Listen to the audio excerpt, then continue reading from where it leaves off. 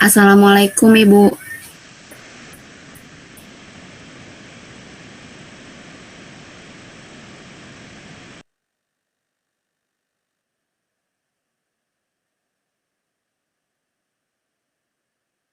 Waalaikumsalam. Sebentar ya. Belum kumpul semua kan? Baik Ibu.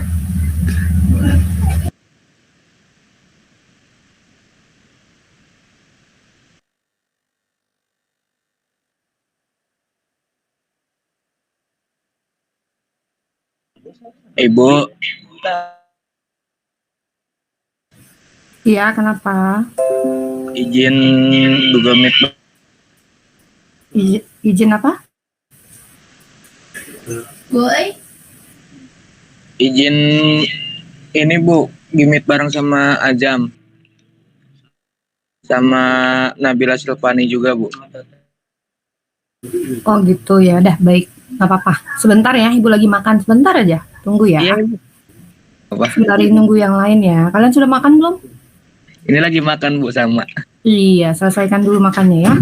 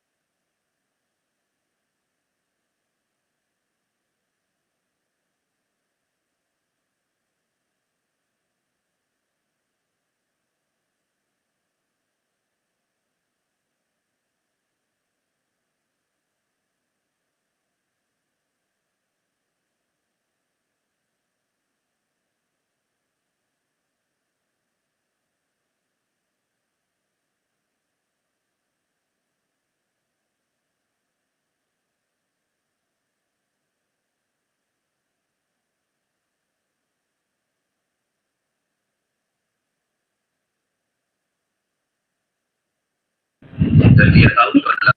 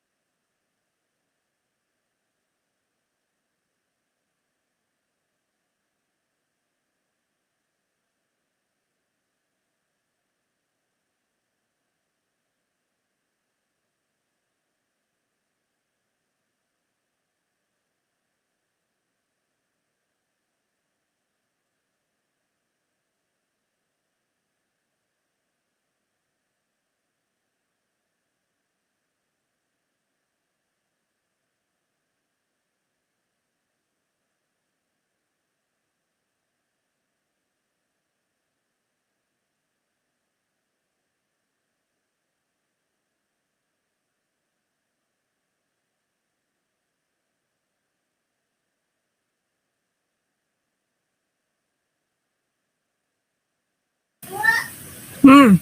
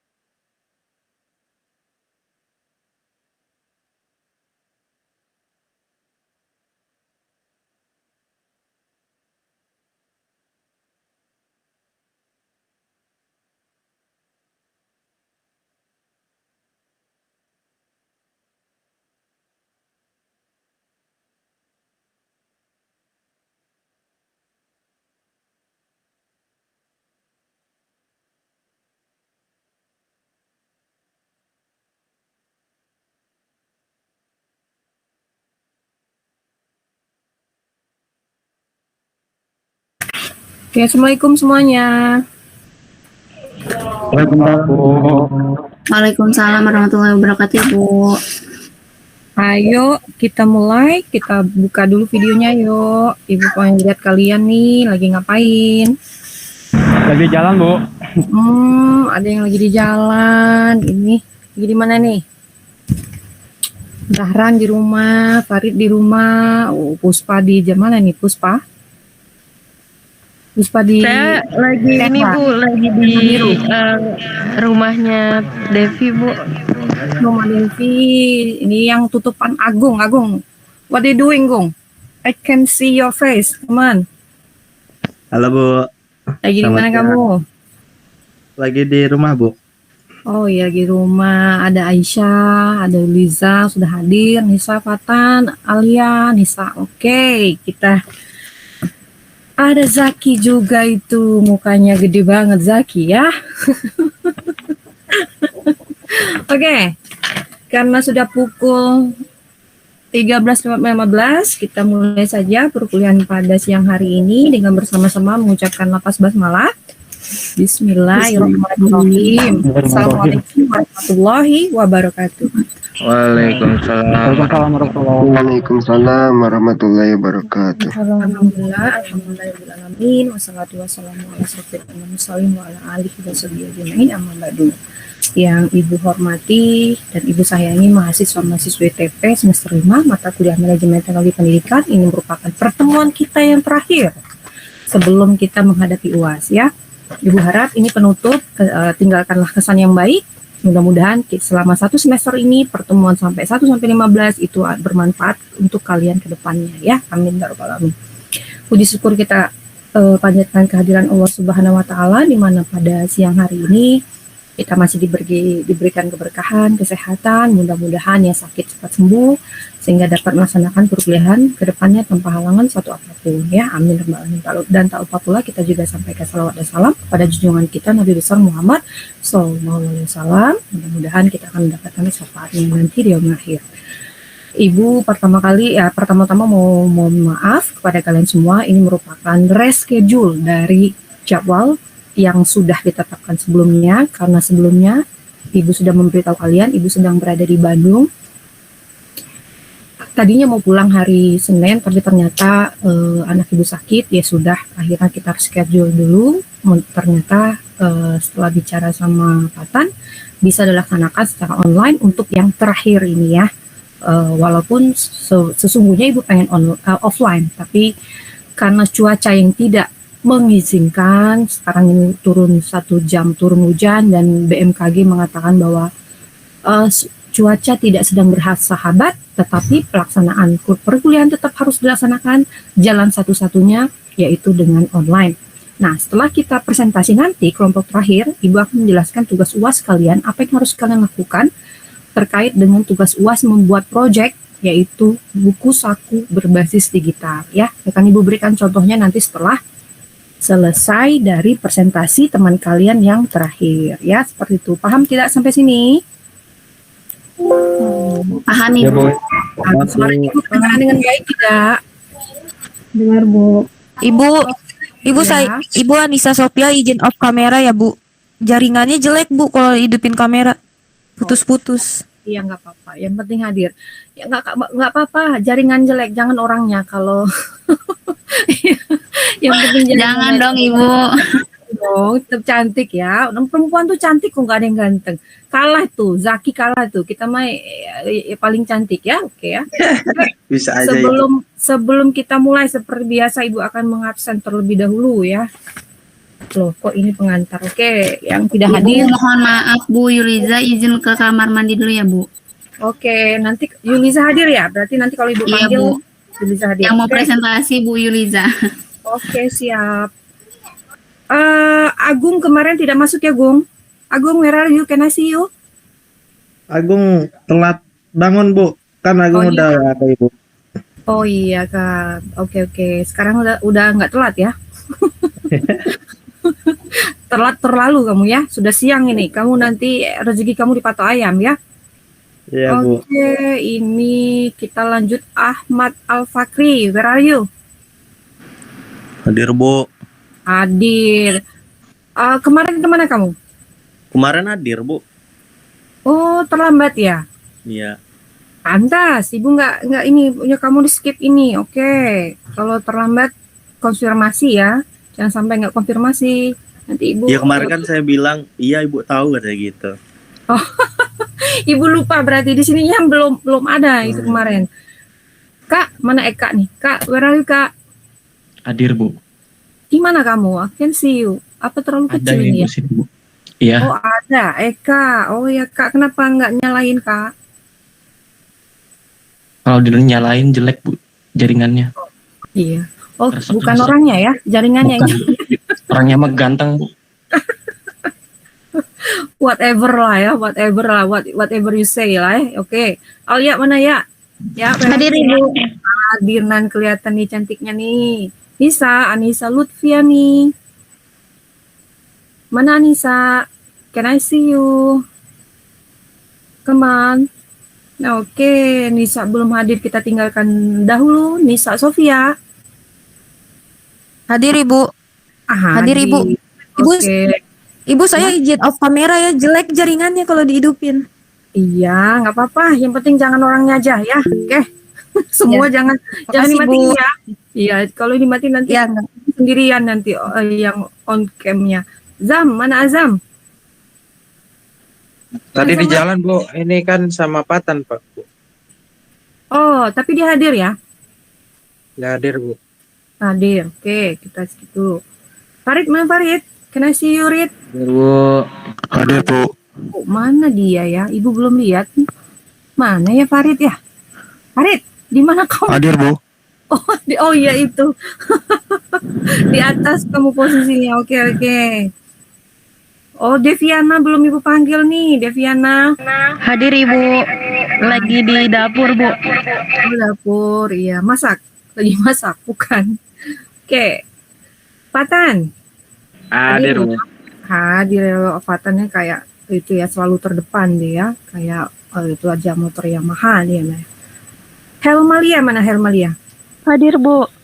Oke, sehat ya Mea. Jihan? Mana Jihan? Where is Jihan? Can I see you? Oke, belum ada kabar. Hadir? Hadir Bu saya. Oh, Ibu nggak kelihatan. Di mana ya posisi ya? Ini terlalu itu ya. Hadir ya, Jihan. Oke, Jihan hadir. Oke, Kudri mana Kudri? Hadir Ibu. Hadir. Kenapa kamu matiin? Sinyalnya jelek juga. Jelek Bu patannya. Patannya. Ada Ibu ada. Iya, kamu jangan ngatain orang jelek. Kamu yang jelek. Nah, gitu Ya, benar tuh. Bu. Kudri mah apa itulah. Saya mah apa tuh ya mah. Mary mana Mary? Mary. Hadir Ibu. Hadir sehat Pi. Oke, good job Mbak Mary. Izin open Ibu. Opa kita nih, mana Opa? Opa? Hadir Bu, hadir. Oke, sehat Opa ya. Mahesa mana nih Mahesa? Hai Bu, ada. Ada di atas, dia terdepan tuh Mahesa ya. Zahran, mana Zahran? Hadir Bu. Oh, Zahran sehat ya. Alhamdulillah Ibu. Alhamdulillah. Nabila, Abing. Bing mana Bing? Hadir Ibu. Hadir Ibu, oke. Mafatan Bu. Oh iya, Mafatan ya Ibu lupa. Nabila Safia? Hadir Bu. Hadir, oke. Tadi Nabila Abing ya, Sofiani. Puspa? Hadir Ibu. Hadir, oke. Rasti? Hadir Bu. Hadir, oke. Salsa?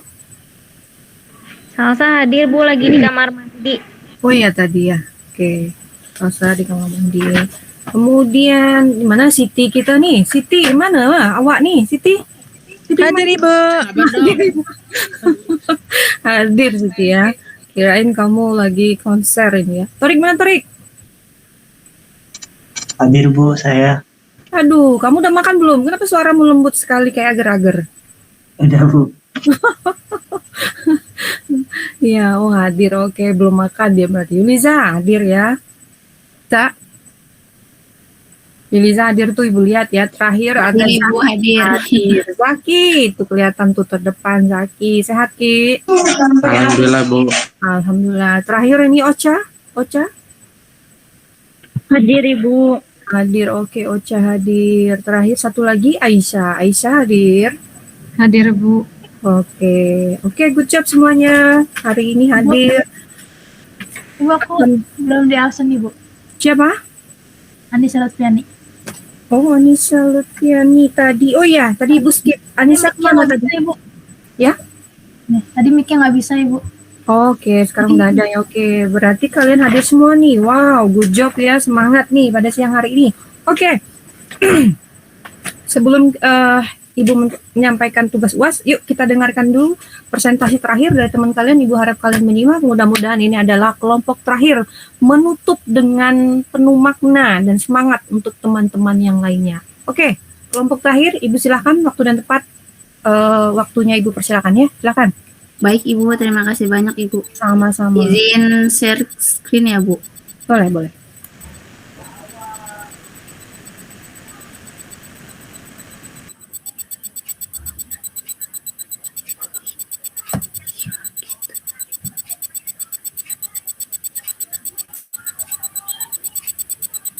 Baik Jaki, boleh dimulai. Udah kelihatan belum? Udah deh. Kalau Ibu sudah yang lain konfirmasinya dibantu temennya sudah ya? Sudah yang lain. Udah ada. Aman Oke. Ibu. Oke. Izin mulai ya Bu. Bismillahirrahmanirrahim. Assalamualaikum warahmatullahi wabarakatuh. Waalaikumsalam warahmatullahi wabarakatuh. Alhamdulillahirabbil alamin bi nikmatil islami wal iman asyhadu an la ilaha illallah wa asyhadu anna muhammadan abduhu wa rasuluhu la nabiyya ba'da ma ba'du. Yang terhormat kepada Ibu Dina yang telah membimbing kita di matkul manajemen teknologi pendidikan. Saya di kelompok terakhir ya yang beranggotakan saya sendiri Jaki Rumdon, Yulija Perdana Putri, terus Rasti, terus ada Aisyah yang akan memaparkan manajemen kawasan dalam lembaga pendidikan dengan masyarakat.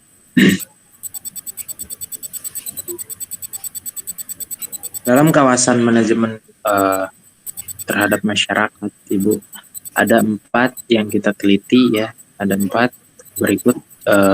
Yang pertama akan dipaparkan oleh Yulija Perdana Putri tentang manajemen hubungan lembaga pendidikan dengan masyarakat di penelitian manajemen teknologi pendidikan. Baik, saya serahkan kepada Yulija Perdana Putri yang akan memaparkan penelitiannya. Baik, terima kasih moderator.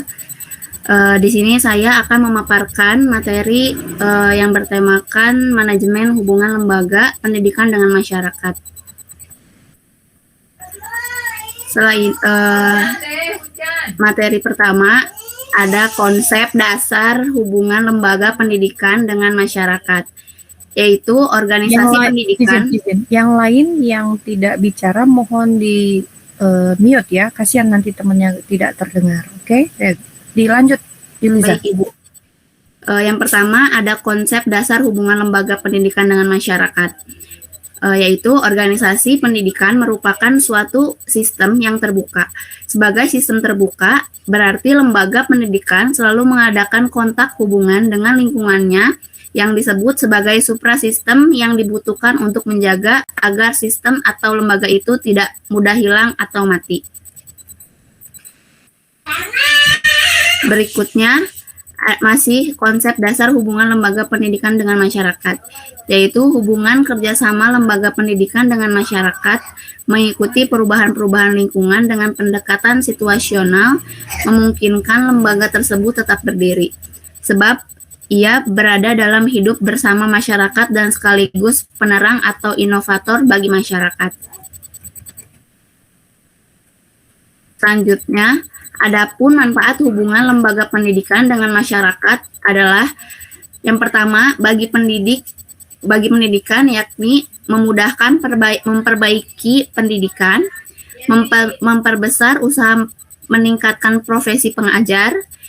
Yang selanjutnya ada konsep masyarakat tentang guru atau dosen menjadi benar.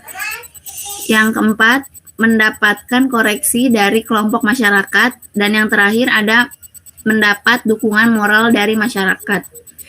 Ada pula bagi masyarakat yaitu yang pertama tahu hal-hal persekolahan dan inovasinya. Yang kedua, kebutuhan-kebutuhan masyarakat tentang pendidikan lebih mudah diwujudkan. Yang ketiga, menyalurkan kebutuhan berpartisipasi dalam pendidikan. Yang terakhir, ada melakukan usul terhadap lembaga pendidikan. Selanjutnya, ada jenis-jenis kegiatan hubungan lembaga pendidikan dengan masyarakat. Menurut Don Begin, 1984, public relation dibedakan menjadi external public relation dan internal public relation. Oleh karena itu, di sekolah dikenal adanya kegiatan publisitas keluar dan publisitas ke dalam. Yang pertama ada kegiatan eksternal. Kegiatan ini selalu berhubungan kepada masyarakat di luar warga sekolah. Ada dua kemungkinan yang bisa dilakukan yakni secara langsung atau tatap muka dan tidak langsung. Kegiatan langsung misalnya rapat bersama dengan pengurus BP3 setempat, berkonsultasi dengan tokoh-tokoh masyarakat, melayani kunjungan tamu, dan sebagainya.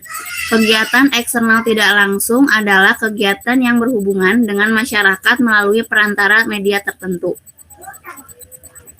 Yang kedua, ada kegiatan internal. Kegiatan ini merupakan publisitas ke dalam, di mana sasarannya adalah warga sekolah yang bersangkutan yakni guru, tenaga tata usaha, dan seluruh siswa. Pada prinsipnya, kegiatan internal bertujuan untuk 1. Memberi penjelasan tentang kebijaksanaan penyelenggaraan sekolah, situasi, dan perkembangannya. Yang kedua, menampung sarana-sarana dan pendapat-pendapat dari warga sekolah dalam hubungannya dengan pembinaan dan pengembangan sekolah. Selanjutnya, ada jenis hubungan sekolah dengan masyarakat dapat digolongkan menjadi 3 jenis. Yang pertama, ada hubungan eduktif. Hubungan eduktif adalah hubungan kerjasama dalam hal mendidik murid antara guru di sekolah dan orang tua di dalam keluarga. Adanya hubungan ini dimaksud agar tidak terjadi perbedaan prinsip atau bahkan pertentangan yang dapat mengakibatkan keraguan-keraguan pendirian dan sikap pada diri anak. Yang kedua, ada hubungan kultural. Hubungan kultural adalah usaha kerjasama antara sekolah dan masyarakat yang memungkinkan adanya saling membina dan mengembangkan kebudayaan masyarakat tempat sekolah itu berada. Yang ketiga, ada hubungan institusional. Hubungan institusional adalah hubungan kerjasama antara sekolah dengan lembaga-lembaga atau instansi resmi lainnya, baik swasta maupun pemerintah, seperti hubungan kerjasama antara sekolah satu dengan sekolah lainnya, kepala pemerintah setempat, ataupun perusahaan-perusahaan negara yang berkaitan dengan perbaikan dan perkembangan pendidikan pada umumnya. Selanjutnya, ada pula bentuk-bentuk kerjasama lembaga pendidikan dengan masyarakat. Yang pertama, hubungan sekolah dengan orang tua siswa dan warga masyarakat. Bentuk hubungan ini bisa secara individual dan organisasi. Yang kedua, ada hubungan sekolah dengan alumni. Dari para alumni, sekolah memperoleh masukan tentang kekurangan sekolah yang perlu dibenahi, upaya-upaya yang perlu dilakukan untuk perbaikan. Yang ketiga, ada hubungan dengan dunia usaha atau dunia kerja, merupakan bidang garapan guru bimbingan dan konseling. Ada pula peningkatan dan pendayagunaan partisipasi masyarakat.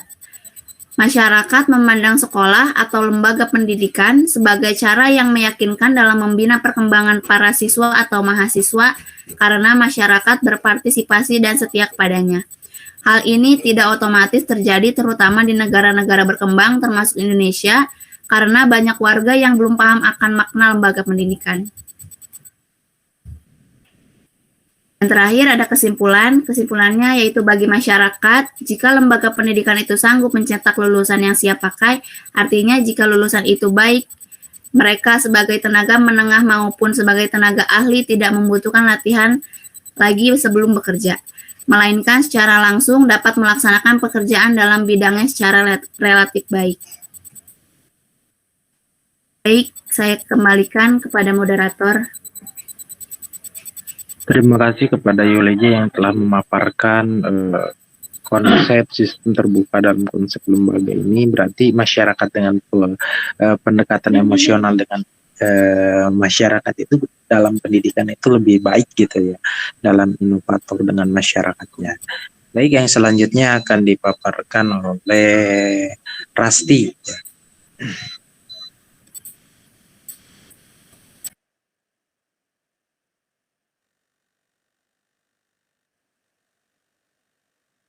Terima kasih moderator. Di sini saya akan bahas tentang manajemen hubungan madrasah dengan masyarakat dalam penyelenggaraan pendidikan. Next.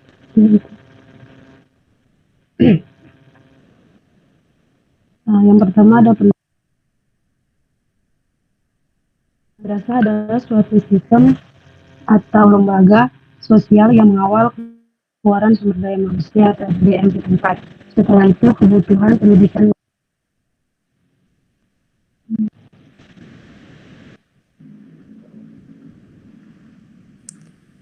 dalam hubungan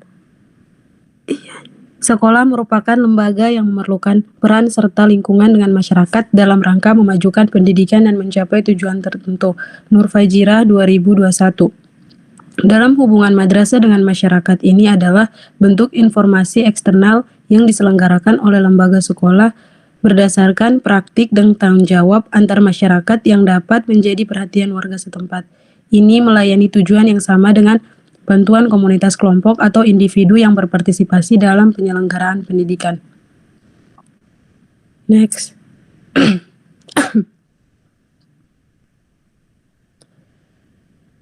Berikutnya ada pengertian manajemen.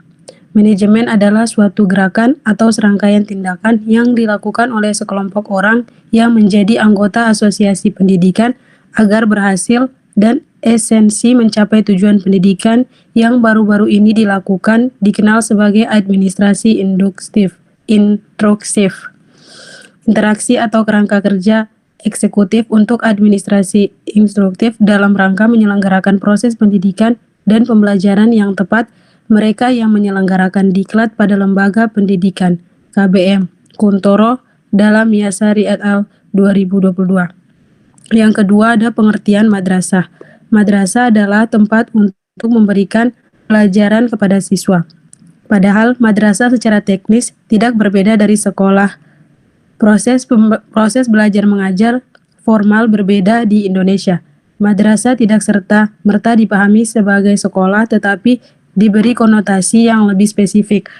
Artinya sekolah agama, tempat siswa mempelajari urusan dan seluk-beluk suatu agama. Sebenarnya ada madrasah yang digunakan selain ajaran ilmu agama atau al-ulum al-diniyah. Ilmu juga mengajarkan hal ini, diajarkan di sekolah umum. Selain itu, hanya ada satu madrasah. Ia mengkhususkan diri dalam studi agama yang biasa disebut sebagai studi agama. Yang ketiga, definisi tentang hubungan masyarakat dan madrasah. Interaksi antara madrasah dan masyarakat digambarkan sebagai proses komunikasi yang bertujuan untuk membantu masyarakat memahami kebutuhan dan pekerjaan pendidikan madrasah, serta kepentingan dan tanggung jawab masyarakat dalam mengembangkannya.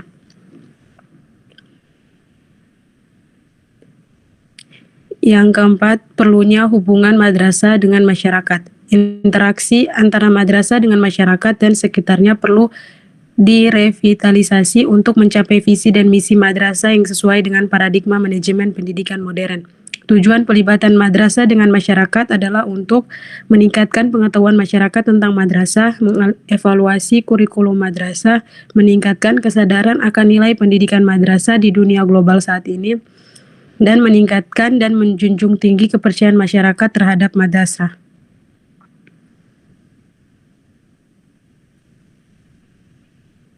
Yang kelima, jenis hubungan madrasah dengan masyarakat. Ada 3 pendekatan untuk bekerja dalam interaksi antara administrasi sekolah dan masyarakat, yaitu 1. Hubungan pendidikan, 2. Hubungan lintas budaya sekolah dan masyarakat, 3. Hubungan antar lembaga madrasah, lembaga atau otoritas lain.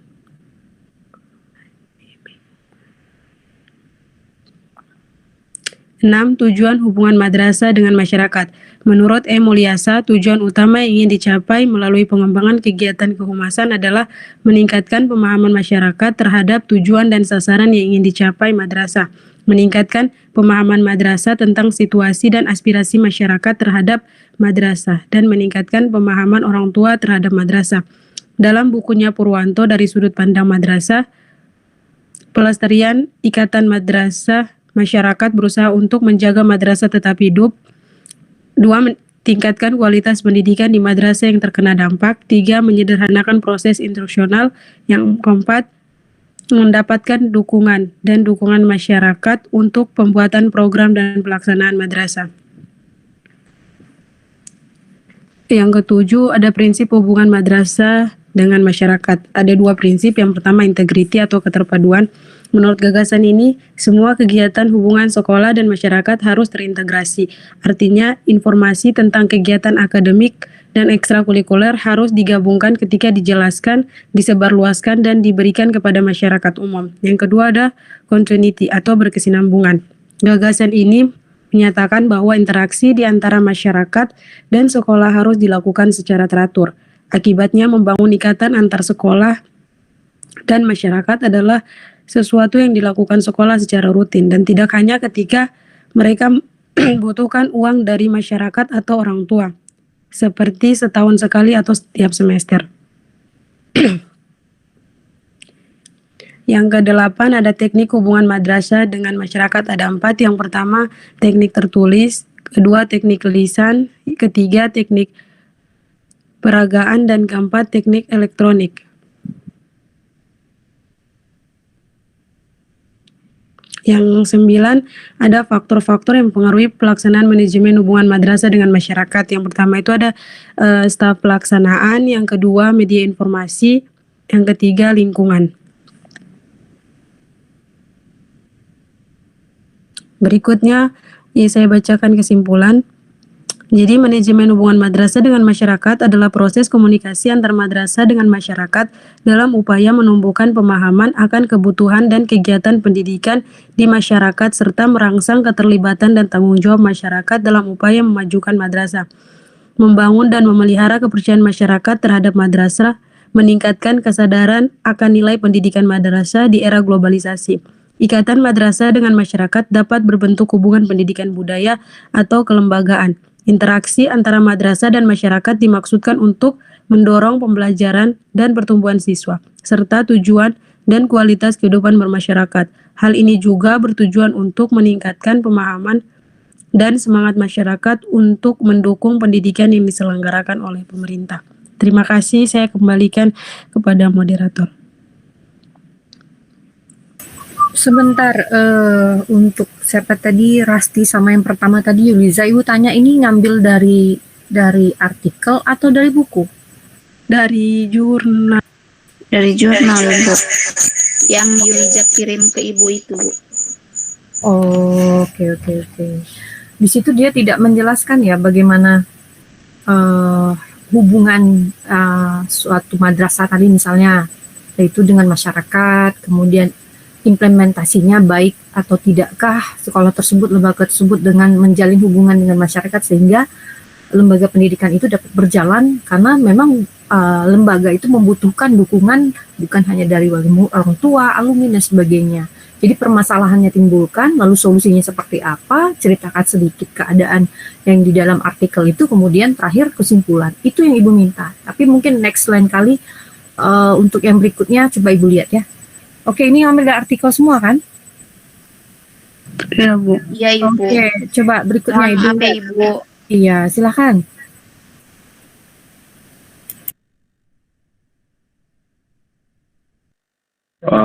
Langsung aja selanjutnya ya ke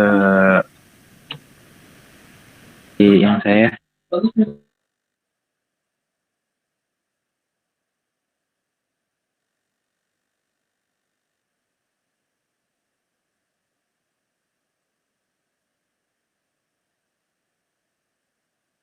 Oke, baik.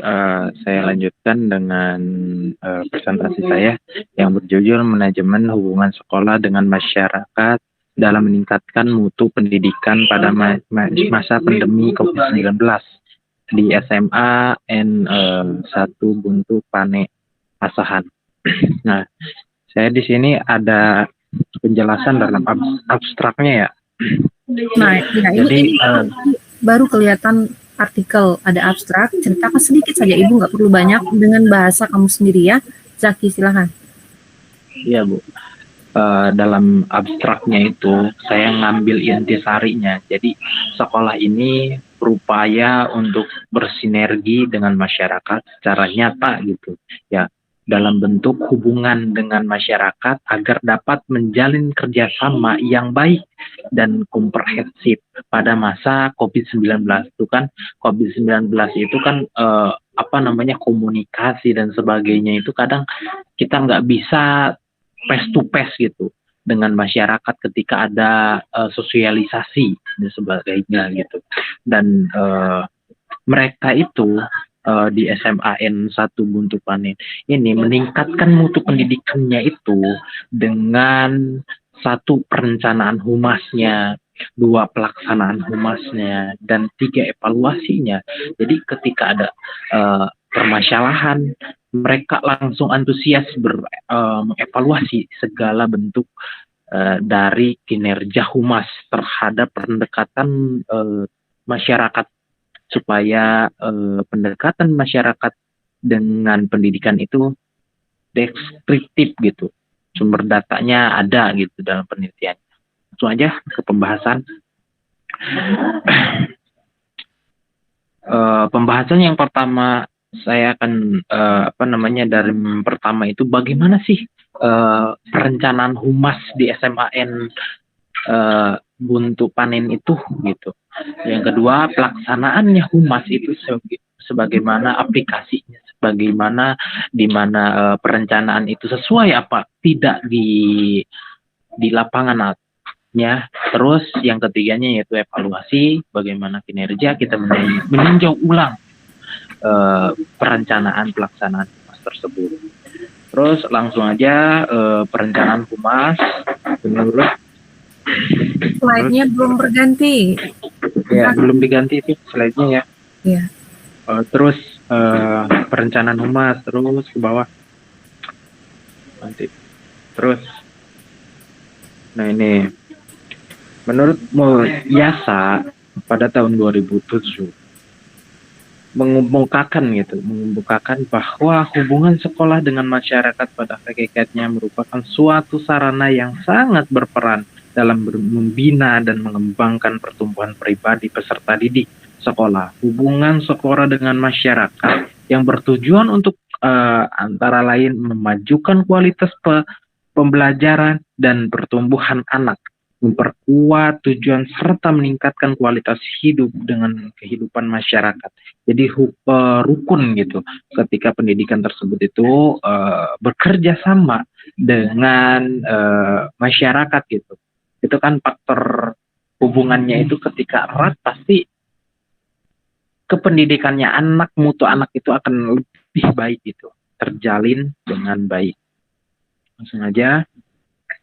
Selanjutnya yaitu manajemen humas dan strategi hubungan sekolah masyarakat. Ini sekolah tersebut, sekolah dan masyarakat adalah dua hal yang tidak bisa dipisahkan dalam artian gitu. Sekolah merupakan lembaga yang tidak pernah lepas dari pengaruh lingkungan dan masyarakat.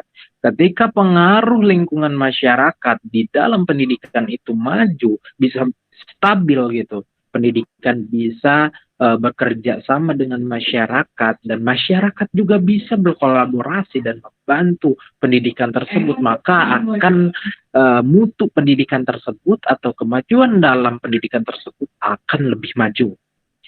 Pada masa COVID-19, untuk menjalani kerjasama dengan masyarakat perlu tindakan yang intensif, kontinu, lebih gitu dari pihak sekolah. Jadi ketika ada pembayaran, ada sosialisasi, akan diadakan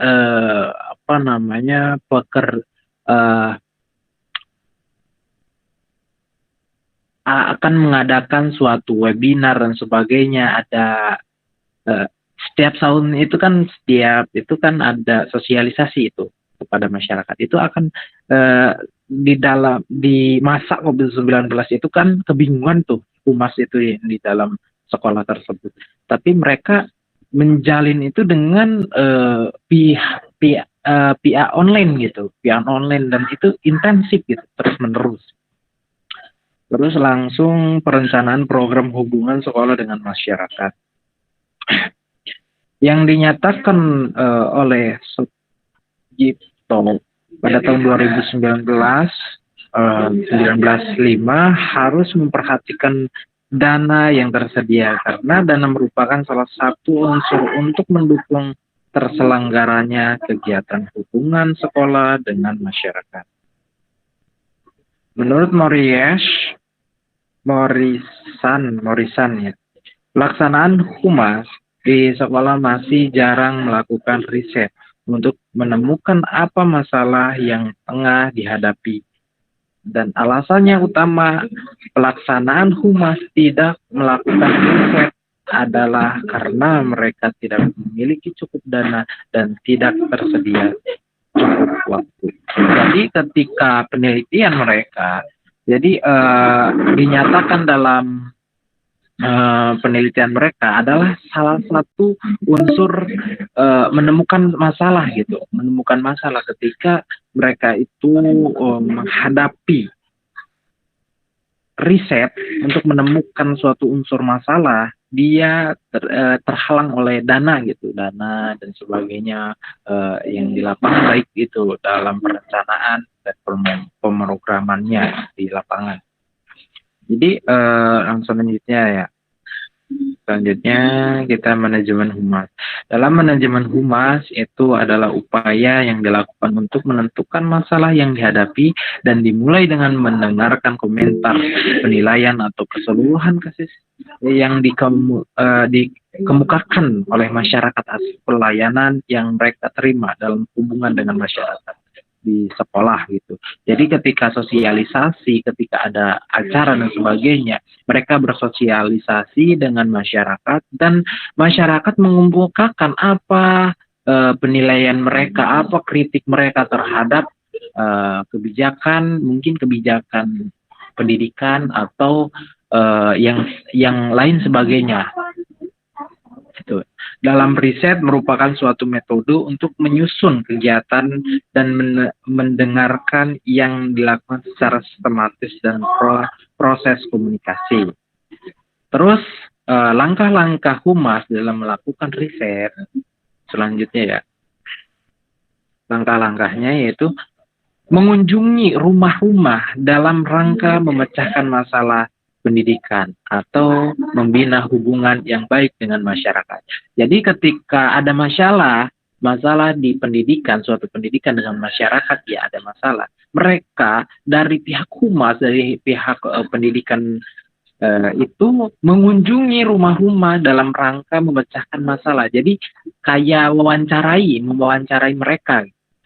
Keduanya yaitu menunjukkan sikap positif terhadap orang tua tentang kemajuan putranya secara tertulis atau lewat telepon. Jadi pas mengunjungi hal itu atau kan ini keadaan COVID-19 ya, tidak mungkin berkunjung itu kadang kita harus nggak rame-rame gitu, tapi mereka mengunjungi atau menelepon atau memberitahukan dia melakukan kalau kita tuh laporan anaknya itu udah berkembangnya itu udah sampai apa gitu, udah kemajuan anaknya itu udah berkembang sampai gimana gitu. Mereka ngasih suatu gagasan baru untuk anak-anaknya gitu. Dan pihak humas bekerja sama dengan masyarakat mengembangkan kebijakan pekerjaan rumah bagi putranya bagi putra-putrinya.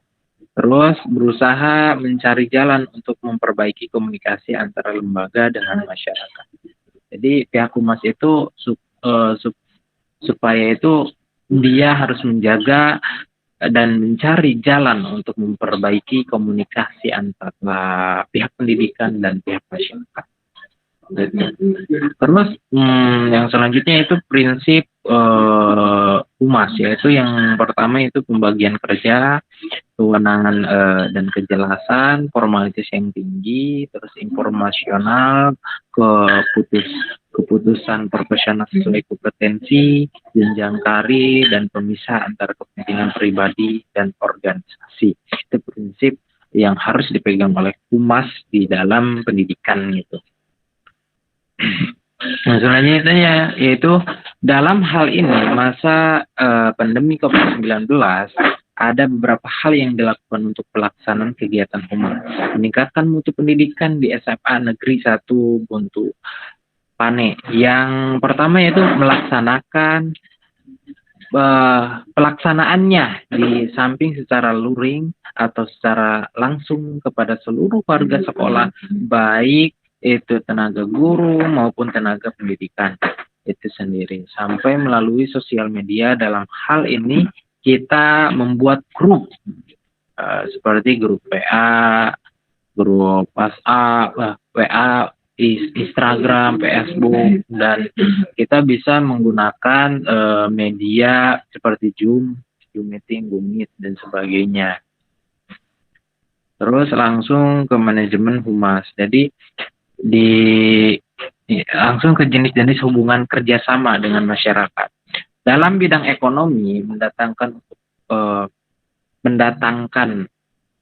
pendidikan, mendatangkan instansi-instansi terkait yang ada kerjasama dengan sekolah, misalnya di dinas pertanian, dan anak-anak kita sekolah, atau misalnya kita bekerja sama dengan pihak industri. Ada materi-materi industri yang dipelajari oleh anak-anak sehingga anak-anak tersebut itu berkompeten dan bisa dipekerjakan di industri tersebut. Ada hubungan-hubungan tersebut. Terus langsung hambatan hubungan sekolah dan masyarakat. Hambatannya ya banyak katanya. Salah satunya yaitu harus mampu menyampaikan apa yang disampaikan oleh pemimpin kepada warga sekolah. Jarak yang tidak biasa seperti di samping atau melalui pihak-pihak sosial media yang dikunjungi atau dipakai gitu oleh pihak-pihak humas itu untuk menghubungi kepada warganya. Di sini terutama guru-guru ya yang di lokasi tempat tinggalnya yang cukup jauh gitu. Selanjutnya yang terakhir itu kesimpulannya, berdasarkan hasil penelitian dan analisis data yang telah disajikan pada bab selanjutnya, yaitu tentang manajemen hubungan sekolah dengan masyarakat dalam peningkatan mutu pendidikan pada masa pandemi COVID-19 di SMAN Satu Buntu Pane Asahan dan disimpulkan pada program hubungan sekolah dan masyarakat sekolah SMAN Satu Buntu Pane yang dirancang ke arah yang lebih baik sehingga sebagian besar masyarakat telah membantu dan mendukung dalam peningkatan mutu pendidikan. Sekian dari ini pemaparan dari saya. Selanjutnya mungkin ke pemaparan apa Bu? Ya, Bu. Good job buat Zaki. Kayaknya kita harus pindah nih, karena tadi sudah ada sinyal tinggal 10 menit. Ibu takut. Ini siapa lagi nih? Ada satu lagi. Aisyah. Oke, Aisyah. Semuanya pindah ke link yang kedua. Jangan menghilang ya. Nanti terakhir Ibu absen lagi. Oke? Iya Bu, siap. Oke, kita pindah dulu. Keluar angkasa pindahnya ya.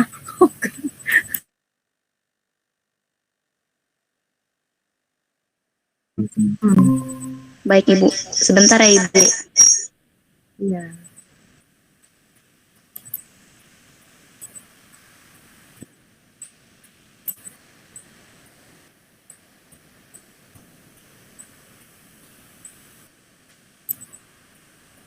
Sudah terlihat belum Ibu?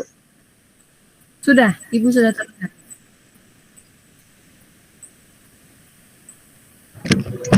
Baik Aisyah, bisa dilanjut. Aisyah, langsung dimulai. Baik Bu. Selanjutnya manajemen hubungan sekolah dengan masyarakat atau Husemas di sekolah luar biasa negeri atau SLBN atau Alti Center. Next. Pendahuluan. Anak-anak berkebutuhan khusus memerlukan perhatian dan pendidikan khusus pula. Salah satunya adalah pendidikan untuk anak autis. Layanan pendidikan bagi mereka memerlukan cara dan metode khusus. Namun, kenyataan di lapangan masih banyak anak autis yang tidak bisa diterima di sekolah umum dan dimasukkan di sekolah luar biasa untuk anak-anak tersebut. Dengan begitu, pemerintah mulai membangun Autis Center.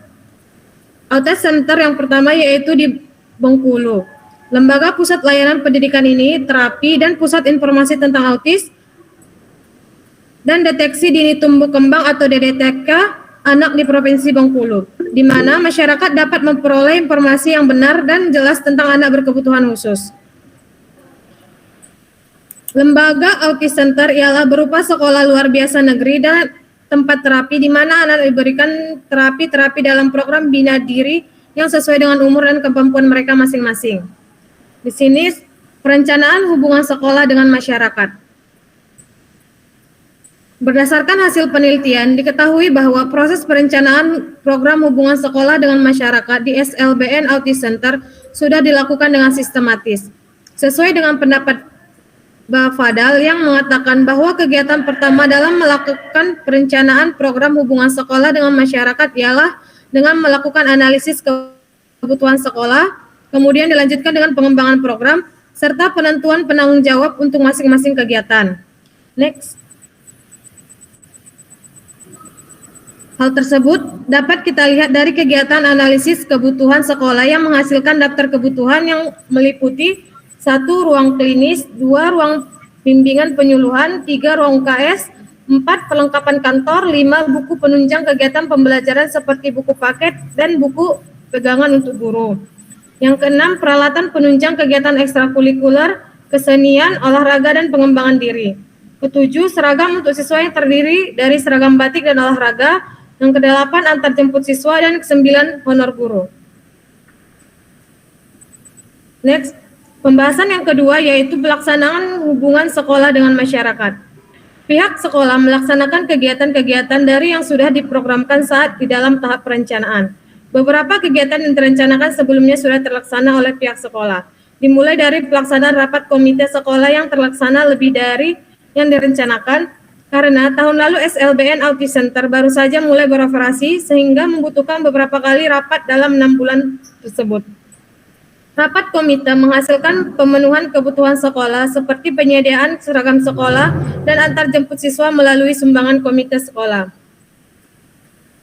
Kemudian, rapat koordinasi dengan Dinas Pendidikan dan Kebudayaan Provinsi Bengkulu menghasilkan pemenuhan kebutuhan sekolah yaitu pemberian honor guru, sedangkan rapat koordinasi dengan Dinas Autis Kendari dan rapat forum komunikasi guru menghasilkan hubungan yang baik dalam penyusunan strategi pelayanan bagi anak autis. Kegiatan kerjasama dengan Dinas Pendidikan dan Kebudayaan Kota Bengkulu terlaksana sesuai rencana karena prosedur yang tersedia dalam penyediaan dana BOS dilakukan dengan mudah oleh pihak sekolah. Hasil dari kerjasama ini ialah tersedianya dana bantuan operasional sekolah yang digunakan untuk kebutuhan sekolah. Komunikasi dengan orang tua murid, baik kegiatan konsultasi maupun pembagian rapot terlaksana sesuai rencana karena dari pihak orang tua murid terbilang cukup aktif dalam memberitahu mengenai informasi sekolah dan pihak sekolah pun dengan terbuka memberikan informasi yang dibutuhkan oleh orang tua. Next. Pembahasan selanjutnya itu evaluasi hubungan sekolah dengan masyarakat. Yang pertama, evaluasi terhadap input. Dilakukan pada program yang sudah direncanakan lebih dulu, bertujuan untuk mengetahui apakah sumber daya yang dimanfaatkan sudah sesuai dengan standar dan kebutuhan, sehingga dilihat dari kelebihannya. Yang kedua, evaluasi terhadap proses yang dilaksanakan pada saat kegiatan sedang berlangsung untuk mengetahui apakah media dan teknik yang sudah dipilih efektif dan efisien. Yang ketiga, evaluasi output. Setelah pekerjaan selesai dilaksanakan untuk mengetahui output efek dari program yang sudah sesuai dengan target yang ditetapkan sebelumnya. Next. Jika dikaitkan dengan kenyataan di lapangan, maka kegiatan yang disebutkan oleh Herlambang dilaksanakan dalam bentuk sebagai berikut.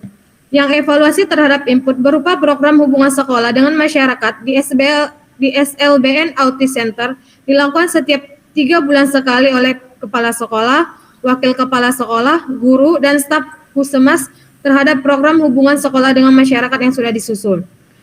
Yang evaluasi terhadap proses pelaksanaan program hubungan sekolah dengan masyarakat di SLBN Autis Center dilakukan oleh kepala sekolah dan wakil kepala sekolah dengan cara melakukan pengawasan selama kegiatan berlangsung. Evaluasi terhadap output yaitu program hubungan sekolah dengan masyarakat di SLBN Autis Center dilakukan oleh kepala sekolah, wakil kepala sekolah, dan komite sekolah setiap 1 kali pertemuan dalam 1 semester. Sekian yang dapat saya sampaikan, saya kembalikan kepada moderator. Oke, terima kasih ya untuk Pak Aisyah yang terakhir penutup. Nah, teman-teman yang lain tadi menyimak nggak ya terkait dengan apa yang sudah prestasikan oleh Yuliza, oleh Zaki, oleh Aisyah, dan satu lagi oleh Rasti. Nah, kalau kalian menyimak, apakah ada pertanyaan mungkin atau menambahkan atau menyanggah? Boleh, silakan. Waktunya sekarang kita diskusi tanya jawab. Oh, udah ada nih yang mengangkat teman-teman. Ya, Agung, silakan Gung. Kenapa gambar kucing tuh kamu? Silakan. Iya, Bu. Boleh izin bertanya? Ya, Bu. Boleh. Boleh. Yang tadi yang telah dipaparkan oleh saudara Zaki tentang perencanaan program ya, Mas. Saya ingin bertanya, apa aja sih yang bisa kita programkan di suatu sekolah terhadap hubungan kita dengan masyarakat, dengan sekolah dengan masyarakat? Selain kita melakukan riset, ada lagi nggak program yang harus kita laksanakan di sekolah untuk hubungan masyarakat ini? Mungkin itu aja pertanyaannya. Mungkin bisa diberikan contohnya. Contohnya juga, oke, good job buat Agung ya. Pertanyaan buat Zaki. Zaki, tadi kamu mempresentasikan sangat baik, sangat jelas dan sistematis ya terkait dengan artikel yang kamu baca, kamu ambil poin-poinnya, kemudian kamu presentasikan dengan bahasa kamu sendiri sehingga memudahkan orang lain untuk mengerti apa sih yang sebenarnya yang isi dari artikel yang ada di yang dibacakan atau dipresentasikan oleh Zaki dan teman-teman. Di situ akan kelihatan apa sih sebenarnya yang ingin disampaikan si penulis kepada si pembaca. Nah, tadi kalian sudah menyampaikan, harap kalian mengerti. Kalau kalian ingin bertanya, silahkan waktu diskusi tanya jawab. Cukup 2 atau 3 ya, karena kita akan menjelaskan terkait UAS. Ya, silahkan. Baru 1 ditampung dulu. Silahkan, yang lain.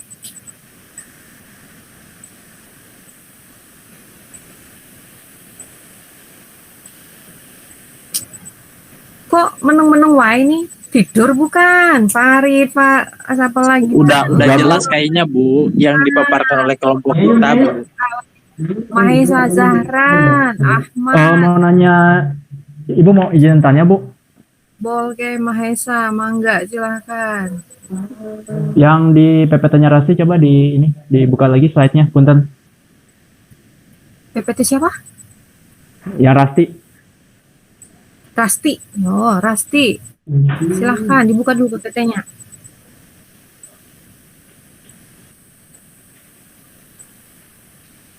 Anissa Sofia, ibu saya putus-putus suaranya. Ya udah nggak apa-apa. Yang penting jangan putus semangatnya ya. Dicari tempat yang bisa sinyalnya nggak putus ya. Slide yang keberapa? Yang ini tadi yang keempatnya coba. Yang keempat, Rasti.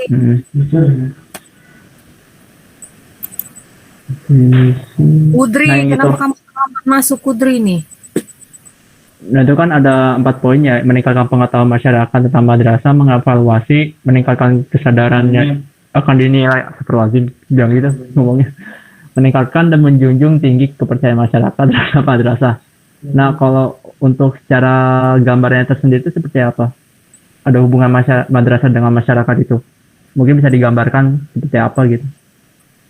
Oke, Contohnya lah. mungkin lebih jelasnya di sini kan ada hubungan madrasah dengan masyarakat, meningkatkan pengetahuan masyarakat tentang madrasah. Coba hubungannya seperti apa? Berikan contohnya. Ada dengan mengevaluasi kurikulum, ya seperti itu ya Rasti ya. Diberikan contohnya. Oke, ada satu lagi kah?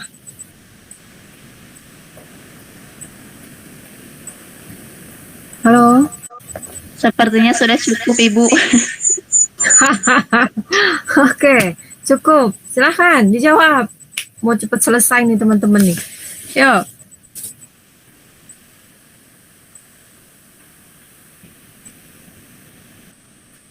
Ini juga baru masuk nih, Opa nih. Opa, kenapa kamu baru masuk nih? Ini Bu, ini nunggu 5 menit. 5 menit. 5 menit.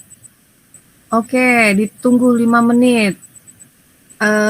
Yang lain mungkin mau menambahkan terkait pernahkah kalian terjun langsung ke mungkin organisasi-organisasi di sekolah dulu yang dulu kalian SMA, itu bagaimana sih hubungan sekolah kalian itu dengan menjalin hubungan dengan masyarakat?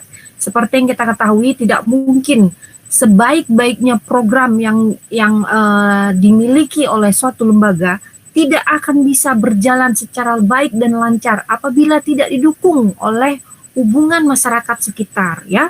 Percuma kalian punya program ini, program itu, segala macam dengan dana sekian-sekian, tetapi tidak ada hubungan yang baik dengan masyarakat sekitar, kemudian apalagi ya, dengan wirausaha di sekitar juga, kemudian pemangku kepentingan, dengan komite, itu tidak hal yang mustahil untuk kalian dapat memajukan atau meningkat mutu pendidikan yang ada di sekolah tersebut. Karena kita ini adalah makhluk sosial, kita membutuhkan orang lain, tidak mungkin kita bisa bekerja sendiri. Kita harus bersinergis antara pihak sekolah, orang tua, kemudian lingkungan sekitar, kemudian pemangku, kemudian perusahaan-perusahaan yang ada di sekitar lingkungan. Tidak mungkin dapat berjalan dengan baik suatu program kita. Bagaimana kita bisa mengevaluasi atau meningkatkan mutu dari pendidikan sekolah atau lembaga kita itu apabila kita tidak didukung oleh banyak hal ya, seperti para alumni, kemudian lalu ada orang tua, lalu ada komite, pemangku kepentingan, pihak dinas dan sebagainya. Itu hal yang mustahil untuk kita bisa berdiri sendiri. Walaupun kita punya program yang sangat program itu sangat bagus, tidak akan bisa terlaksana. Seperti itu intinya ya. Hubungan kita harus dapat menjalin hubungan dengan masyarakat. Itu yang terpenting. Kita tidak akan tahu sampai di mana program kita ini apabila kita tidak mendapatkan komentar, kita tidak dapatkan feedback dari dari masyarakat sekitar. Mereka itu harus tahu program kita ini loh, kita sosialisasi dengan masyarakat sekitar. Kita undang nih para dinas, RT, kemudian alumni, kemudian komite dan sebagainya. Bagaimana kita menyampaikan program-program kita ini, tujuannya ini loh, ini dan ini dan ini. Mereka harus tahu kalau tujuannya itu untuk selain meningkatkan mutu pendidikan juga untuk memajukan mungkin perekonomian di lingkungan masyarakat sekitar. Kita ajak mereka untuk seminar atau webinar, kita adakan public akbar, contohnya misalnya untuk kita menyelenggarakan program-program keagamaan, sehingga tujuan dari kita menyelenggarakan program-program itu dampak positifnya itu akan dirasakan oleh masyarakat, seperti anak-anak atau ibu-ibu parenting tentang bagaimana bisa mengasuh anak itu dalam kategori keislaman. Nah, itu ibu-ibu yang di sana kita undang semua, sehingga ibu-ibu tuh tahu bagaimana parenting untuk mendidik anak secara keislaman yang baik. Kemudian kita dukung nih, mungkin kita akan adakan apa namanya itu, bazar untuk para pengrajin atau home industry yang di sana. Bagaimana kita mengenalkan hasil kreativitas para pemuda di sana, itu merupakan hubungan dengan masyarakat. Jadi hal yang mustahil kita itu dapat melaksanakan program-program apapun tanpa didukung oleh masyarakat sekitar atau para alumni, orang tua dan sebagainya. Sebaik-baiknya program nol hasilnya kalau kita bisa tidak melibatkan para masyarakat yang ada di sekitar. Sampai sini paham ya? Paham tidak? Paham, Bu.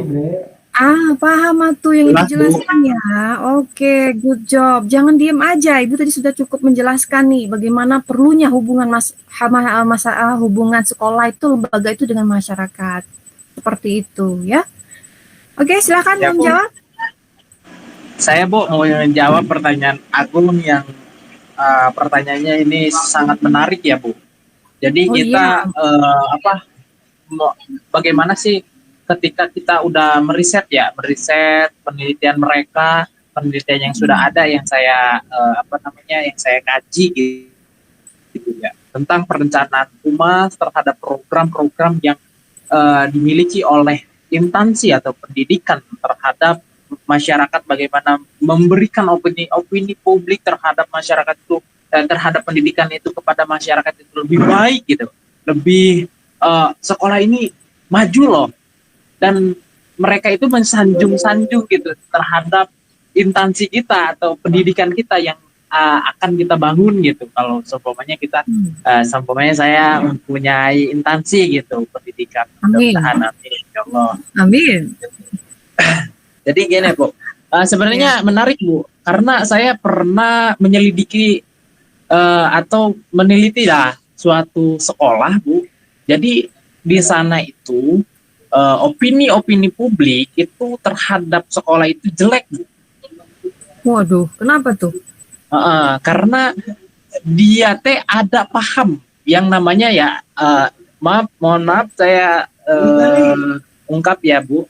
Di sana itu ada paham yang namanya paham Syiah Bu. Paham Syiah. Jadi yang mempunyai yayasan tersebut itu adalah tokoh Syiah gitu Bu. Jadi fanatik ya. Iya. Dia membangun sekolah-sekolah SMA, SD semuanya. Padahal guru-gurunya itu Bu.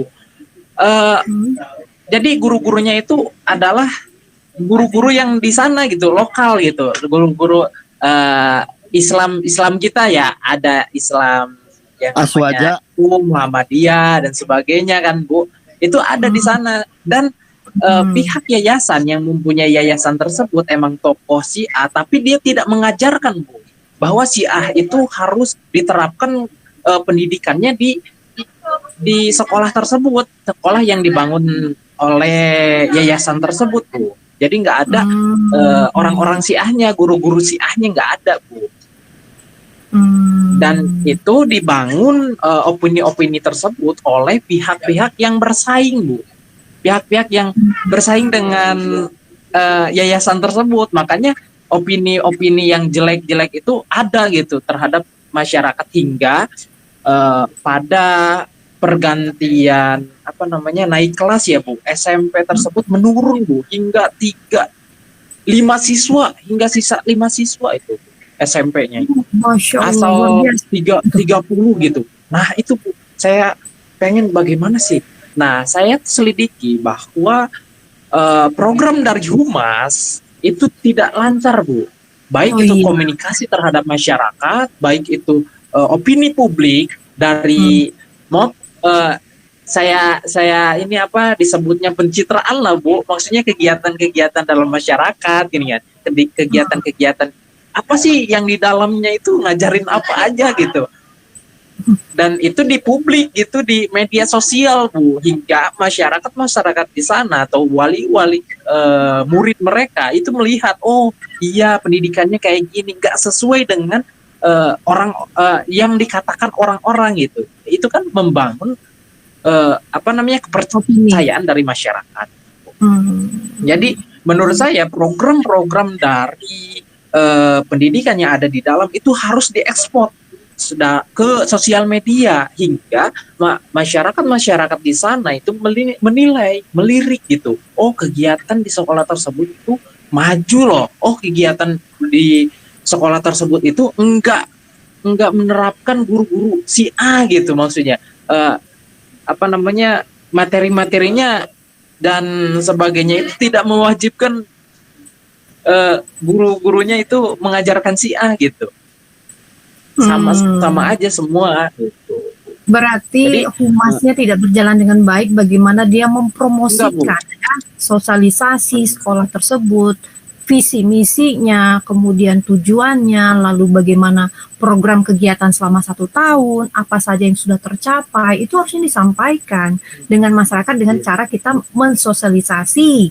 Setelah sosialisasi, kita akan membuat suatu grup tadi yang sudah kamu sampaikan, ada grup WA, Facebook. Coba kita marketingnya itu, humasnya itu harus gencar untuk memperkenalkan apa sih sebenarnya kurikulum yang ada di sekolah tersebut. Kalau tidak bisa ibarat kita itu pendidikan itu kan sama dengan bagaimana kita memperkenalkan produk, menjual. Kalau kita tidak pandai dalam marketingnya itu ya, manajemen itu ya hal yang mustahil sekolah itu akan bisa dikenal dengan baik dengan masyarakat sekitar. Kalau tidak ada promosi yang membuat apa sih keunggulan dari sekolah tersebut. Harusnya humas itu berjalan dengan baik, ada komitenya, kemudian ada dinas pendidikan yang di sana, itu semuanya harus bersinergis memang. Kalau semuanya itu tidak ada hubungan yang baik dengan masyarakat, baik dinas, orang tua, alumni dan sekitarnya, ya mustahil lah sekolah tersebut untuk bisa maju. Kan secara masuk akalnya seperti itu. Kenapa itu kepala yayasan itu tidak melaksanakan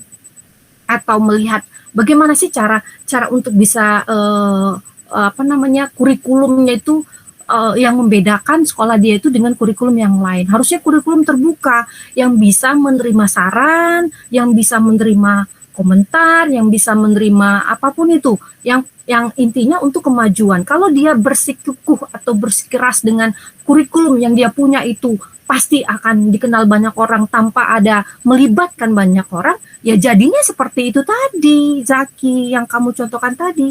Jadi masyarakat tuh bingung sebenarnya tujuan visi misi sekolah ini, keunggulan sekolah ini apa sih yang membuat seorang orang tua itu mau menitipkan anaknya di sekolah tersebut.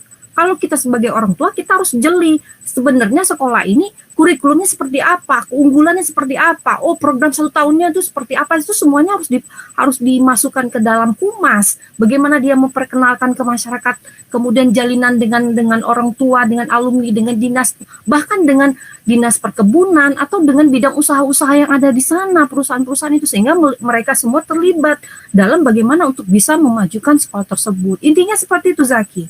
Betul tidak? Betul Ibu, betul, benar Bu.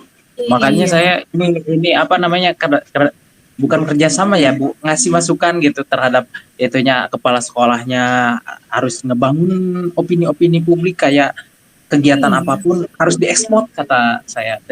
Alhamdulillah Bu, udah diterapkan hal itu, kayak blogernya, IG-nya, Instagramnya, Facebooknya.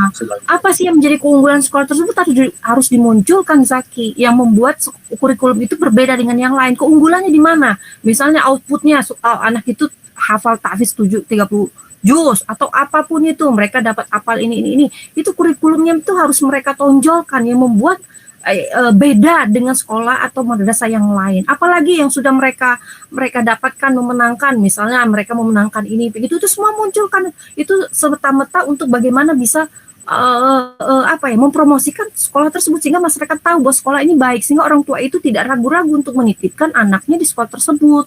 Seperti itu, Zakia. Oke? Ya Bu, gimana Agung, saudara Agung udah jelas Agung programnya saya Agung, media udah panjang lebar. sosial. Ya, udah panjang lebar ya, Gung ya. Ya, tapi Jaki jawabnya kayak bercerita, Bu. Padahal lebih jelas itu, Bu. Real gitu. Iya, tapi intinya saya paham. Pas itu apa namanya? Menyampaikan sebuah kurikulum yang ada di sekolah dengan baik, dengan benar gitu ya. Selain Iya, tugas bisa kita kerjasama dengan para alumni, kerjasama dengan dinas pendidikan, bahkan dengan dinas perkebunan. Di sekolah anak saya ibu itu kerjasama dengan dinas perkebunan. Tahu nggak? Taman-taman itu, dinas pertamanan itu semua para dinas pertamanan loh yang buat. Kemudian alumni itu membuat sebuah kantin sehat. Itu kerjasama dengan masyarakat semua. Secara tidak langsung, apapun yang menjadi kebutuhan sekolah tersebut, yang intinya untuk memajukan sekolah tersebut dan mensejahterakan peserta didiknya, itu semua bisa ditanggulangi secara bersama-sama. Hal yang nggak mungkin kita bisa bangun sendiri. Makanya kita itu makhluk sosial, kita butuh orang lain untuk melibatkan masyarakat sekitar. Seperti pemangku kepentingan, ketua RT, dinas pendidikan, apalagi yang menjadi orang-orang yang passionnya untuk memajukan sekolah tersebut, para komite dan sebagainya, kita libatkan semua dalam program-program yang ada di sekolah. Makanya kita tuh perlu memperkenalkan program selama 1 tahun ke depan. Kita sosialisasi dengan orang tua dan sebagainya. Bagaimana kita mampu menjelaskan program-program itu, secara tidak langsung mereka akan ikut mau terlibat dengan menyumbangkan dana semampu mereka, dengan menyumbangkan tenaga dan sebagainya. Nah, itu merupakan cara-cara untuk kita bisa memajukan bagaimana pendidikan itu bisa maju secara sarana prasarana maupun akademiknya. Seperti itu ya, paham semua ya? Paham ya semuanya ya? Oke. Yang tadi terakhir Rasti, ya silakan Rasti. Habis itu kita Bu. Yuk silakan. Mau jawab dari Mahesa tadi pertanyaannya itu gambaran hubungan madrasah dengan masyarakat kan? Ya. Jadi itu suatu upaya dari madrasah yang suatu upaya atau interaksi sosial yang dilakukan oleh madrasah dengan masyarakat secara bersama-sama untuk mewujudkan kegiatan dan mencapai tujuan bersama, menjadi pendidikan madrasah menjadi lebih berkualitas sesuai dengan kebutuhan masyarakat. Contoh dari hubungan madrasah dengan masyarakat itu dapat dijalin melalui komite madrasah, kampanye pendidikan, pameran madrasah, ceramah, dan lain-lain. Oke. Intinya sama tadi Mahesa. Bagaimana kita coba memperkenalkan hubungan program-program yang ada di sekolah madrasah tersebut kepada masyarakat sekitar, baik itu orang tua, kemudian apalagi tadi ya pemangku kepentingan, RT, RW, sampai dinas pendidikan dan para orang tua yang memang fashionnya untuk memajukan. Nah, itu kita butuh humas, hubungan masyarakat yang memang yang giat ya, yang bagaimana mereka dapat mampu memperkenalkan, mempromosikan terkait kurikulum yang membuat sekolah itu beda dengan sekolah yang lain. Kemudian mereka menjalin hubungan dengan para ini juga dengan perusahaan-perusahaan terdekat sehingga mereka dapat mau membantu baik secara dana maupun sarana dan prasarana untuk memajukan sekolah tersebut. Banyak sekali program seperti tablik akbar, bagaimana kita memperkenalkan, melibatkan masyarakat di sekitar, kemudian kita acara seminar atau bazar untuk mempromosikan hasil kreativitas ibu-ibu di sana atau orang-orang tua yang mempunyai skill untuk membuat bagaimana membuat rak sepatu dari apapun itu ya, bagaimana untuk bisa meningkatkan perekonomian. Terus bagaimana lagi juga untuk meningkatkan masyarakat itu tentang pendidikan, parenting pada ibu-ibu atau bapak untuk bagaimana mendidik anak secara keislaman. Itu juga merupakan salah satu bagaimana hubungan kita menjalin dengan masyarakat supaya mereka mau membantu terlibat sehingga secara tidak langsung dapat meningkatkan pendidikan baik itu sarana prasarana dan akademik yang ada di sekolah tersebut. Intinya sih seperti itu hubungannya masyarakat. Paham ya sampai sini ya? Semua sama. Oke? Oke Bu, makasih ya buat Bu Dina sama Rati buat untuk menjawab. Oke, sekarang Ibu akan menjelaskan terkait tugas kalian. Kalian ini ada berapa orang? Ibu tanya. Patan? Ada 30 Bu. 30. Kalau dibagi menjadi berapa kelompok tuh? Ada 6 orang. 5 Bu. 5. Ya. Oke, berarti 5 kelompok. Bisa nggak kalian habis dari sini buat 5 kelompok? Bukannya kurang dari 30 ya, Bu? Nah, yang mana yang benar nih? 30 apa kurang dari 30? Tahu Yulija kurang dari 30. Kan tambahan dari anak PMM cuma 2 orang. Terus yang TP-nya cuma 27 apa 26 gitu, Bu. Jadi enggak. Oke, kalau gitu kita buat 4 kelompok saja ya. Kalian bisa ya buat Boleh, 4 Bu. kelompok ya nanti. Baik. Iya, Ibu saya kalau misalnya pakai apa sih spinner itu Bu yang kita nentuin awal kelompok itu gimana Bu? Boleh, boleh. Tapi Ibu jelaskan dulu Website ini ya. gitu Bu. Oke, bagus itu. Ntar Ibu jelaskan tugas dulu ya. Ibu kasih contoh ya. Loh kok ini sih Ibu? Maaf. Salah pencet. Salah pencet. Mana ini? Apa Bu tugasnya Bu? Oke, sebentar. Yang lain menyimak. Ih, kok belum ada di sini? Oke, kita cancel dulu. In the minute ya, in the minute. Oh, kemana ini? Oke.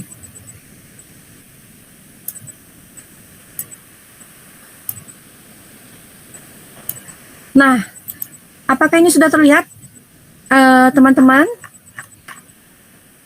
Udah Bu. Sudah, Bu. Oke.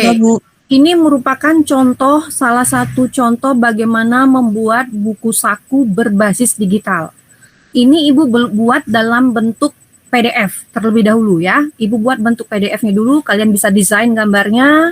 Buku saku micro teaching ini dibuat oleh Ibu segala macam ya. Ini penyusunnya siapa, nanti kalian misalnya 5 atau 6 orang tulis di sininya.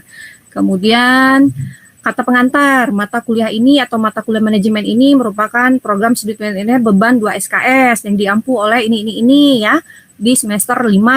Kemudian bla bla bla bla yang tujuannya untuk ini dan sebagainya. Kalian masukkan saja kata pengantar di situ. Kemudian daftar isi kalian jangan lupa, daftar isi masukkan. Di sini Ibu masukkan adalah contoh buku saku micro teaching di mana ada tujuan, micro teaching itu ada tujuan, kemudian ada sasaran, fungsi, manfaat, prosedur pembelajaran, serta keterampilan dasar mengajar. Di dalam micro teaching atau praktek micro teaching itu ada 8 yang kalian harus pahami nantinya di semester 6 atau 7. Salah satunya ini ada 8 keterampilan dasar mengajar. Ada keterampilan membuka dan menutup, kemudian ada keterampilan menjelaskan, keterampilan bertanya, lalu ada keterampilan mengadakan variasi, lalu ada keterampilan memberi penguatan. Yang kelima adalah keterampilan membimbing diskusi kelompok kecil. Kemudian yang ketujuh adalah keterampilan mengajar kelompok kecil dan perorangan, dan kedelapan adalah keterampilan mengelola kelas. Ini semua merupakan keterampilan yang harus dimiliki oleh seorang guru untuk dapat menjadi seorang pendidik yang profesional ya. Dan referensi jangan lupa kalian masukkan daftar isi ya. Oke, ini Bu hanya sekedar memberi contoh saja. Pendahuluan, kalian boleh ngambil gambar, bisa desain apapun itu, yang penting kalian masukkan linknya. Pendahuluan, Ibu masukkan, mengajar merupakan tugas pokok seorang guru yang membutuhkan bakat dan seni. Sebagai pendidik, mengajar merupakan penghargaan yang cukup mulia apabila predikat tersebut betul-betul atau benar-benar dimiliki atas dasar kesadaran yang tinggi. Guru adalah penentu keberhasilan proses pembelajaran. Oleh sebab itu, seorang guru harus memiliki beberapa keterampilan agar tercapai tujuan dan proses pembelajaran dapat dilaksanakan. Dimulailah dengan mata kuliah micro teaching. Diharapkan siswa atau calon pendidik dapat menerapkan kemampuan dasar mengajar yang meliputi keterampilan dasar mengajar di kelas ya. Ini merupakan pendahuluan, kalian masukkan dulu pendahuluan bahwa mata kuliah manajemen teknologi pendidikan itu adalah dengan tujuan ini dan sebagainya ya, kalian masukkan saja.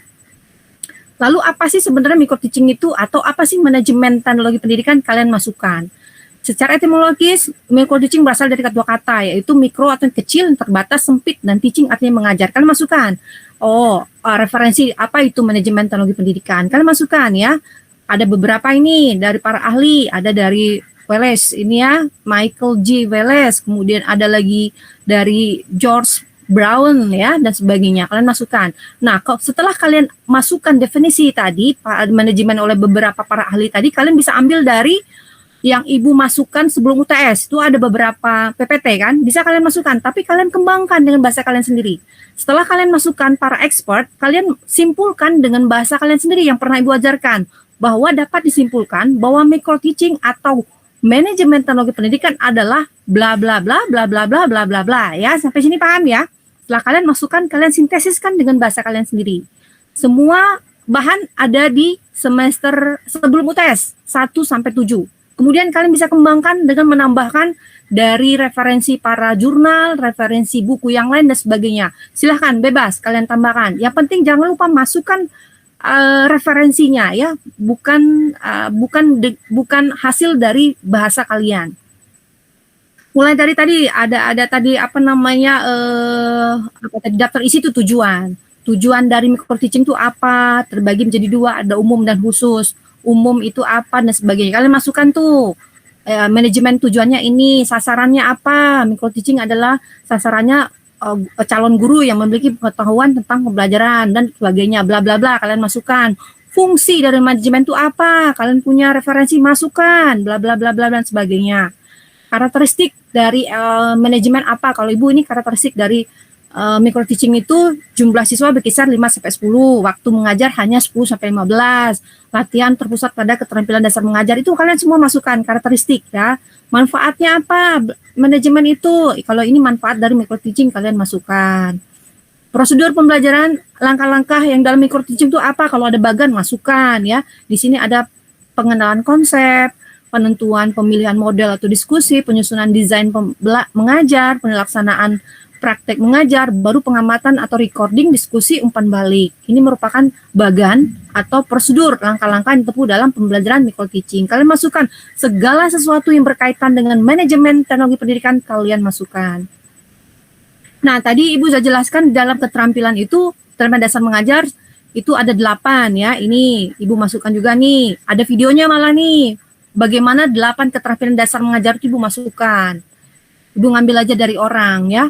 Keterampilan yang pertama adalah keterampilan membuka dan menutup. Apa sih sebenarnya Bu keterampilan membuka menutup itu? Ini Ibu masukkan. Adalah kegiatan dilakukan oleh pendidik untuk menciptakan prakondisi bagi peserta didik agar perhatian maupun mental terpusat pada apa yang dipelajari dan kegiatan pembelajaran. Lalu menutup pembelajaran itu apa? Kan tadi membuka dan menutup. Kemudian ada videonya, contoh langsung dari membuka dan menutup pembelajaran. Komponen keterampilan membuka menutup ini ada di sini. Lalu yang kedua, keterampilan menjelaskan. Apa itu keterampilan menjelaskan? Ibu jelaskan juga, bla bla bla bla, komponen keterampilan sebagainya. Pokoknya kaitkan semua dengan manajemen teknologi pendidikan. Sampai yang ke-8. Ke-8 Ibu masukkan semua ini. Masukkan apa sih sebenarnya? Apa aja yang harus dihindari nih? Keterampilan memberi penguatan. Apa itu memberi penguatan? Bla bla bla. Hal-hal yang harus dihindari apa? Komentar negatif dan sebagainya. Ya, Ibu masukkan juga videonya dan sampai dengan yang F, keterampilan membuka diskusi kelompok kecil, apa itu, lalu komponen keterampilan seperti apa, lalu ada video contohnya langsung Ibu ambil, kalian klik linknya juga bisa masuk, lalu keterampilan mengajar di kelompok kecil dan sebagainya, sampai dengan yang ke-8, keterampilan mengelola kelas. Apa itu keterampilan mengelola kelas? Yaitu untuk menciptakan memelihara kondisi belajar yang optimal, serta mengembalikan kondisi optimal apabila terjadi kondisi yang mengganggu kegiatan. Ini contohnya, gambarnya kalian boleh ambil, komponen keterampilan seperti ini, dan contohnya langsung seperti apa, seperti itu. Terakhir referensi, kemudian selesai. Nah, ini merupakan contoh yang Ibu bentuk PDF. Yang Ibu mau, kalian itu bukan hanya bentuk PDF ya. Ibu ingin kalian berbentuk berbasis digital. Ini contohnya salah satu ya. Sebentar Ibu buka dulu WhatsApp.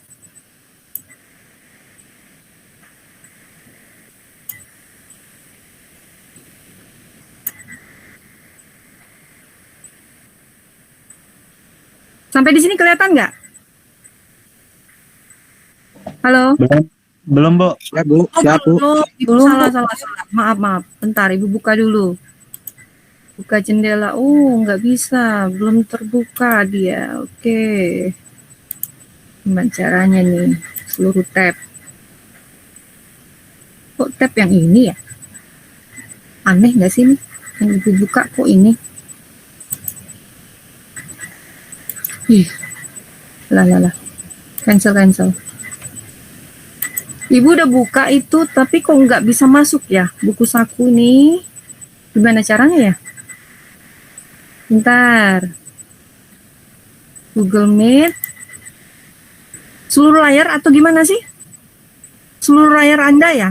Iya, Ibu. Oke, kok nggak masuk? Adanya ini doang. Mana lagi? Kayak gimana, Bu? Coba Ibu lihat. Kelihatan nggak sekarang? Alah. Kelihatan nggak sekarang? Nah, udah, Bu, udah.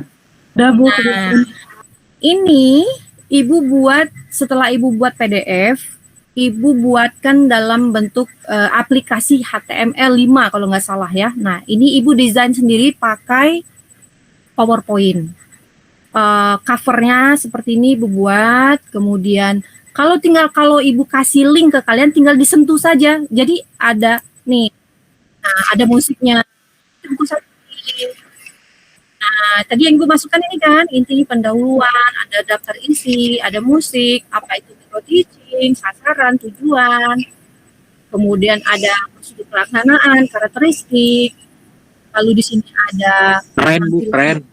membuka menutup, sampai dengan keterampilan contoh-contoh videonya, ya.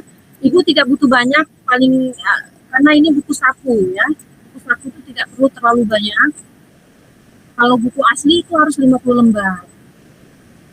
Aku masukkan musiknya. Nah, terakhir nih kalian kasih profil penulis. Kalau kalian berlima, Ibu juga bingung ya, apa kalian selfie ya? Ibu ngerti. Ini penulisnya terakhir di buku. Kalian bisa lihat nggak sih? Saya.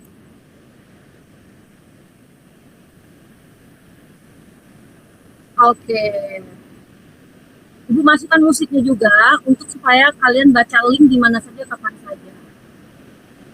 Oke, kita stop dari dulu di sini. Sudah lihat belum tadi apa yang sudah Ibu beri contoh? Udah, Bu. Nah, Udah, Bu. Udah. Kalian mengerti semua, cukup bikin 4 kelompok. Kalian bekerja dengan baik, lakukan tugas sebaik mungkin, buatlah yang baik. Kalau buku saku itu minimal 20 lembar lah ya, nggak perlu terlalu sampai 50.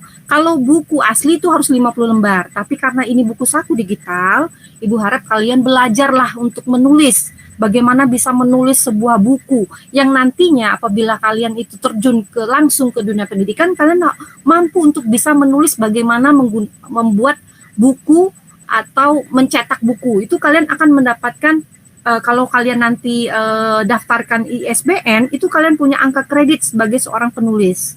Itu tujuan Ibu, ingin kalian belajar bagaimana bisa menulis buku saku atau buku pelajaran. Kalian mau masukin evaluasinya juga boleh ya. Pesan Ibu, apabila kalian menulis itu gunakan bahasa Indonesia yang baik dan benar atau KBBI.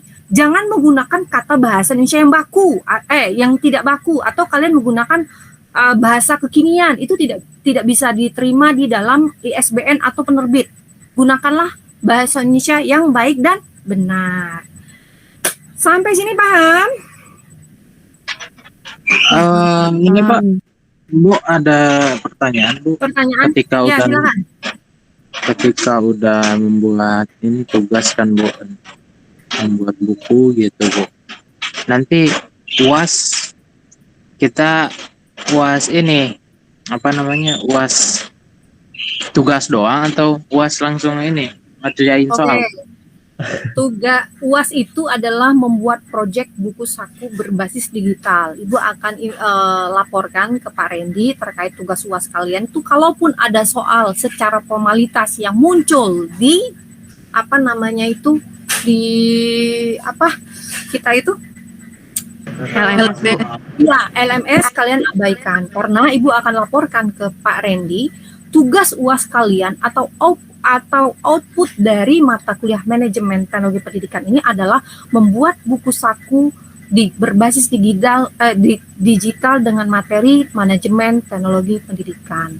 Di mana kalian itu harus mampu mengembangkan dari semua materi yang Ibu masukkan sebelum UTS, ada 7 itu. Kalian kembangkan, kalian cari buku, kalian cari jurnal-jurnal, tentu saja jurnal yang bereputasi. Jangan sembarangan ngambil blog-blog yang tidak bisa bertanggung jawab. Ambillah jurnal-jurnal yang terakreditasi baik nasional maupun internasional. Itu tugas kalian. Kemudian tugas kalian satukan dalam bentuk PDF.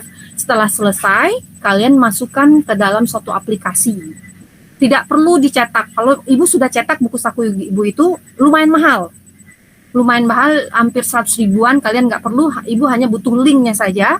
Kemudian kalian atau PDF-nya kalian kumpulkan, kirim ke email Ibu nantinya. Dikumpulkan pada saat UAS. Ya, pada saat UAS, jam UAS. Kalian nanti datang UAS harus tanda tangan. Harinya, hari UAS itu kalian tanda tangan, kemudian kalian kumpulkan di sekolah. Hanya tanda tangan sebagai UAS, kemudian kalian kumpulkan ke Ibu lewat email, selesai. Tidak perlu mengerjakan soal lagi. Sampai sini paham? Paham Bu.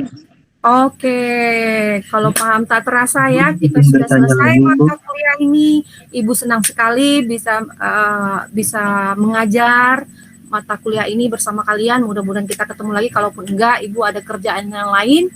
Kalau Ibu nggak tahu apakah Ibu masih bisa di UIK atau di mana, itu nanti lah. Mungkin nanti Tuhan yang akan menentukan ya, seperti itu ya. Mungkin Ibu ada pantun sedikit nih buat kalian ya. Kalau Anda pergi ke sawah, ambilkan galah untuk Ibu.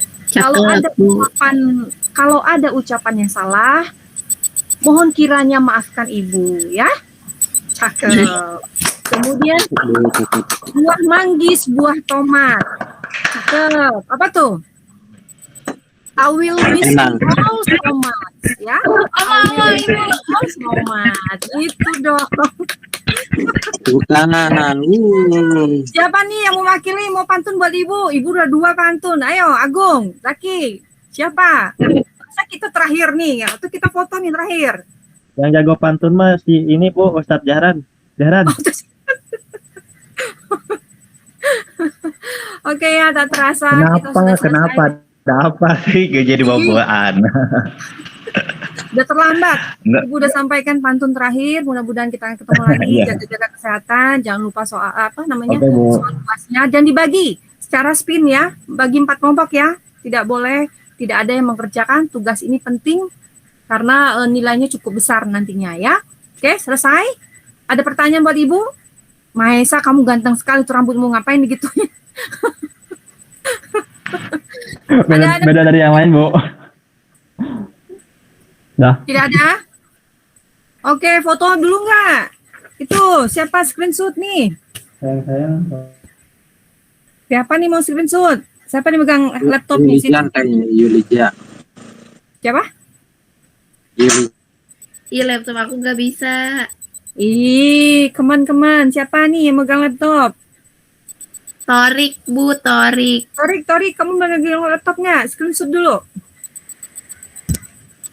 Mana Torik? Yo, cewek pakai baju. Pakai apa? Lihat si Agung itu, udah pakai segala macem dia ya. Oke, kalau memang tidak ada, Ibu aja screenshot ya. Kalian Ibu buka saya aja. pakai laptop, Bu. Siapa? Torik, Bu. Torik. Ya, silakan Torik. Kamu coba screenshot dulu. Oke, Bu. Dikasih aba-aba. Tapi- Yang lain buka videonya. Kasih aba-aba ya. Di sini baru 3 ya yang buka kamera. 3 banyak tuh. Ada Zaki, ada Rasti. Kayaknya Maesa. tinggal saya deh, Bu. Hah? Coba Torik, Bu. Torik yang nggak on cam. Itu kelihatan semua tuh on cam. Coba kita sudah bagus belum yang lain, Torik? Ahmad Eka, Jihan, Alfahri, Ocha, Fatan. Kayaknya 2 kali screenshot deh, karena ini kan gak muat. ini apa Muat, namanya Ibu, layarnya. Kebanyakan orang nih.